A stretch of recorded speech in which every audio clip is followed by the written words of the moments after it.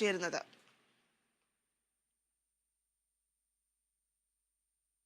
എലപ്പുള്ളി മദ്യ കമ്പനി വിവാദത്തിൽ മന്ത്രി എം.പി. രാജേഷ് CPI സംസ്ഥാന സെക്രട്ടറി ബിനോയ് വിശ്വവുമായി കൂടിക്കാഴ്ച നടത്തി. പദ്ധതിയെക്കുറിച്ച് ബിനോയ് വിശ്വത്തോട് വിശദീകരിച്ചു. 2 ദിവസം മുൻപായിരുന്നു കൂടിക്കാഴ്ച. ഡി ബിനോയ് ഉണ്ട് ഞങ്ങളുടെ പ്രതിനിധി. വാർത്തയുടെ വിശദാംശങ്ങൾ നൽകുന്നതിനായി ബിനോയ്, എന്തായാലും പ്രതിപക്ഷം ഈ ഒരു കാര്യം ഏറ്റെടുത്തിരിക്കുന്നു. പ്രതിപക്ഷം ഇതിന് വലിയ രീതിയിൽ വിമർശനം ഉന്നയിക്കുന്ന ഒരു സാഹചര്യമുണ്ട്.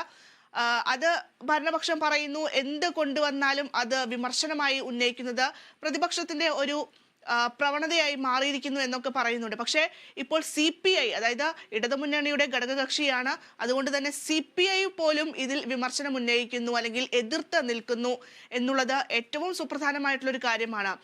CPIയെ കൂടെ നിർത്തുക എന്നുള്ളത് ഒരു വലിയ ദൗത്യമായി ഇപ്പോൾ മാറിയിരിക്കുന്നു. അതിന്റെ ഭാഗമായി തന്നെയാണ് എം.പി. രാജേഷ് CPI സംസ്ഥാന സെക്രട്ടറിയെ പോയി കണ്ടത്. എങ്ങനെയൊക്കെയാണ് ബിനോയ് വിശ്വം മറുപടി നൽകിയിട്ടുള്ളത്? ഒരു സമവായത്തിനുള്ള നീക്കങ്ങൾ കാണുന്നുണ്ടോ? എങ്ങനെയാണ്?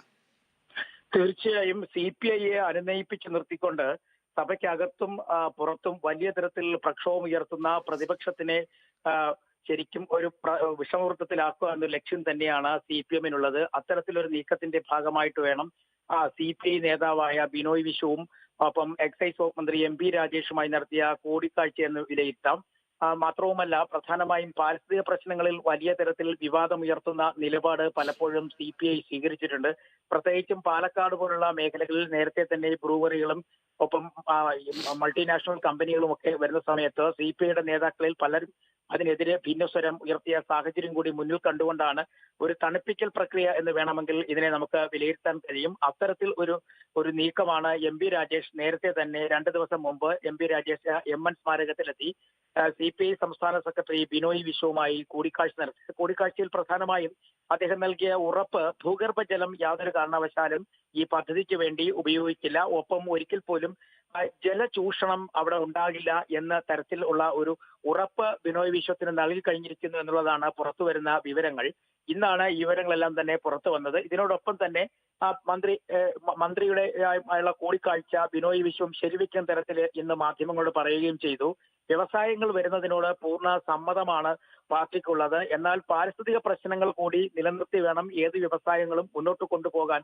അത് CPI നിലപാടാണ് എന്ന് ബിനോയ് വിശ്വം വീണ്ടും വ്യക്തമാക്കിയിരിക്കുന്നു. എന്തായാലും ഇതിനകത്ത് ഒരു സമവായത്തിലൂടെ മുന്നോട്ട് പോകണം എന്നുണ്ടെങ്കിൽ CPIയുടെ പിന്തുണ CPM-ന് അനിവാര്യമാണ്. അത്തരത്തിൽ ഒരു പിന്തുണ നേടിക്കൊണ്ട് മുന്നോട്ട് പോകാൻ തന്നെയാണ് മന്ത്രി എം.പി. രാജേഷ്, ഒരു പക്ഷേ ഇത് പാർട്ടിയുടെ നിർദ്ദേശപ്രകാരം തന്നെയായിരിക്കും എം.പി. രാജേഷ് ഈ കൂടിക്കാഴ്ച നടത്തിയെന്ന് വേണം നമുക്ക് വിലയിരുത്താൻ.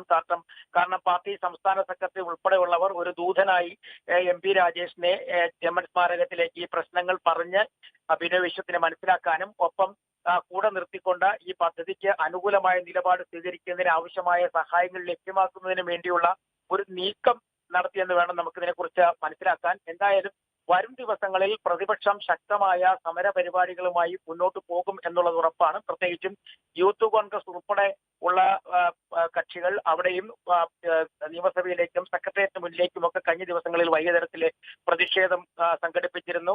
ഒപ്പം മഹിളാ മോർച്ച പ്രവർത്തകരും വലിയ തരത്തിൽ പ്രതിഷേധം കഴിഞ്ഞ ദിവസം നടത്തിയിരുന്നു. അപ്പോൾ ഇത്തരത്തിൽ പ്രതിഷേധങ്ങൾ പല മേഖലകളിൽ നിന്ന് ഉയർന്നു വരുന്ന സാഹചര്യത്തിൽ CPIയുടെ പിന്തുണ കൂടി നേടിയെടുത്തതിന് ശേഷം മുന്നോട്ട് ഒരു നീക്കം അത് തന്നെയാണ് CPM-ന് ഉള്ളത്. ഏകപക്ഷീയമായ ഒരു തീരുമാനം CPM-ന്റെ ഭാഗത്ത് നിന്ന് ഉണ്ടായി എന്നൊരു ഒരു കാഴ്ചപ്പാട് മറ്റുള്ള രാഷ്ട്രീയ പാർട്ടികളിൽ ഉണ്ടാകാതിരിക്കാൻ കൂടിയാണ് മന്ത്രി എം.പി. രാജേഷ് ബിനോയ് വിശ്വത്തിനെ നേരിട്ട് കണ്ട് പ്രശ്നങ്ങൾ ചർച്ച ചെയ്യുകയും വിലയിരുത്തുകയും ചെയ്ത്. എന്തായാലും വരും ദിവസങ്ങളിൽ CPIയുടെ നിലപാട് കുറച്ചുകൂടി നമുക്ക് വ്യക്തമായി കഴിയും. എന്നാൽ നിലവിൽ ഇപ്പോഴും പാലക്കാടുള്ള പാർട്ടി നേതൃത്വത്തിലുള്ളവർക്ക് ഇപ്പോഴും ചില ആശങ്കകളുണ്ട്. കാരണം പാലക്കാട് പ്രത്യേകിച്ചും വലിയ തരത്തിൽ കുടിവെള്ള ക്ഷാമം അനുഭവപ്പെടുന്ന ഒരു മേഖല കൂടിയാണ്. അവിടെ ഇത്തരത്തിൽ ഒരു ബ്രൂവറി വരുമ്പോൾ ഉണ്ടാകുന്ന വലിയ തരത്തിലുള്ള പാരിസ്ഥിതിക ആഘാതം, അത്തരത്തിൽ ആ ആഘാതത്തെക്കുറിച്ചൊരു പഠനം അനിവാര്യമാണ്. അത്തരം പഠനങ്ങൾ നടത്താതെയുള്ള സർക്കാരിന്റെ പോക്ക് ഏത് തരത്തിലായിരിക്കും? അപ്പോൾ ഈ വലിയ തരത്തിലുള്ള ജലദൗർലഭ്യം ഉണ്ടാകാനുള്ള സാധ്യത, ഈ സാധ്യതകൾ എങ്ങനെ പരിഹരിക്കപ്പെടും? ഇത്തരത്തിലുള്ള ആശങ്കകൾ പാർട്ടിയിലെ CPIയിലുള്ള ചില താഴെത്തട്ടിലെ നേതാക്കന്മാർക്കുണ്ട്. അവരുടെ പ്രശ്നങ്ങൾ കൂടി പരിഹരിച്ച് വേണം മുന്നോട്ട് പോകാനുള്ളത്. എന്തായാലും ഇത്തരത്തിൽ ഈ ഒരു നീക്കം നടത്തിയത് CPM-ന്റെ ഒരു പിടിച്ചു നിൽക്കൽ രാഷ്ട്രീയത്തിന്റെ ഭാഗമെന്ന് വേണമെങ്കിൽ നമുക്ക് പറയാൻ കഴിയും. എന്തായാലും വലിയ തരത്തിലുള്ള ഒരു പ്രതിഷേധം CPI സംസ്ഥാന നേതൃത്വത്തിന്റെ ഭാഗത്തു നിന്നും നിലവിൽ ഉയർന്നു വന്നിട്ടില്ല. പക്ഷേ എങ്കിലും അവരും ചില ആശങ്കകൾ പങ്കുവയ്ക്കുന്ന തരത്തിലേക്കാണ് കാര്യങ്ങൾ നീങ്ങുന്നത്. കാരണം വ്യാവസായിക വളർച്ച സംസ്ഥാനത്തിന് അനിവാര്യമാണെങ്കിലും പരിസ്ഥിതി സംരക്ഷണ കൂടി ഉൾപ്പെടുത്തിക്കൊണ്ടുള്ള ഒരു വ്യാവസായിക വളർച്ച ആണ് സംസ്ഥാനത്തിന് ആവശ്യമെന്ന എന്നൊരു നിലപാട് CPIക്കുണ്ട്. എന്തായാലും വരും ദിവസങ്ങളിൽ ഇതിനെക്കുറിച്ചുള്ള ഒരു വ്യക്തത നമുക്ക് ലഭ്യമാകും.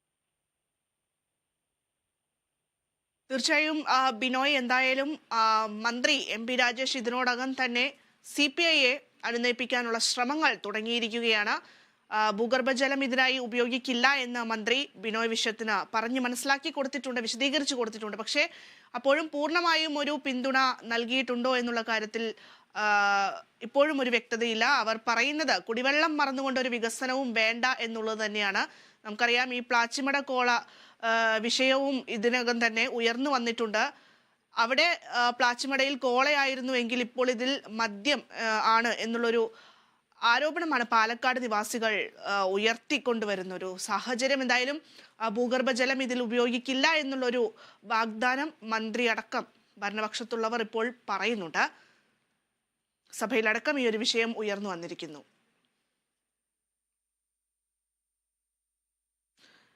വീണ്ടും നമ്മൾ നിയമസഭയിലേക്ക് പോകുമ്പോൾ അവിടെ വന്യജീവി ആക്രമണത്തിൽ മരണം കൂടുന്നു എന്നുള്ള കണക്ക് ശാസ്ത്രീയമാണെന്ന് വനമന്ത്രി AK ശശീന്ദ്രൻ പറഞ്ഞു. പ്രശ്നം നിസ്സാരമായി കാണുന്നില്ലെന്നും സഭ നിർത്തിവെച്ച് ചർച്ച ചെയ്യേണ്ട സാഹചര്യം ഇപ്പോൾ ഇല്ലെന്നും AK ശശീന്ദ്രൻ ചൂണ്ടിക്കാട്ടി. ഇക്കഴിഞ്ഞ വർഷങ്ങളിൽ വന്യജീവി ആക്രമണം മൂലം മരണം കൂടി വരികയാണ് എന്നത് ശാസ്ത്രീയമായ ഒരു കണക്കാണ് എന്ന് ഞാൻ കരുതുന്നില്ല. കാരണം 2021-22 114 മരണമാണ് നമ്മുടെ സംസ്ഥാനത്തുണ്ടായത്. തുടർന്നുള്ള വർഷങ്ങളിൽ അത് 98, 94, 12 എന്ന നിലവാരത്തിൽ എത്തിക്കാൻ കഴിഞ്ഞിട്ടുണ്ട്. കാര്യക്ഷമമായ പ്രവർത്തനം പരിമിതിക്കുള്ളിൽ നിന്നുകൊണ്ട് വനം വകുപ്പിലെ ജീവനക്കാർ ആത്മാർത്ഥമായ പ്രവർത്തനത്തിലൂടെ കാഴ്ചവെക്കുന്നുണ്ടെന്നാണ് ഈ പറഞ്ഞ സംഭവ സ്ഥലങ്ങളിൽ നിന്നെല്ലാം നമ്മൾക്ക് കിട്ടുന്ന റിപ്പോർട്ട്.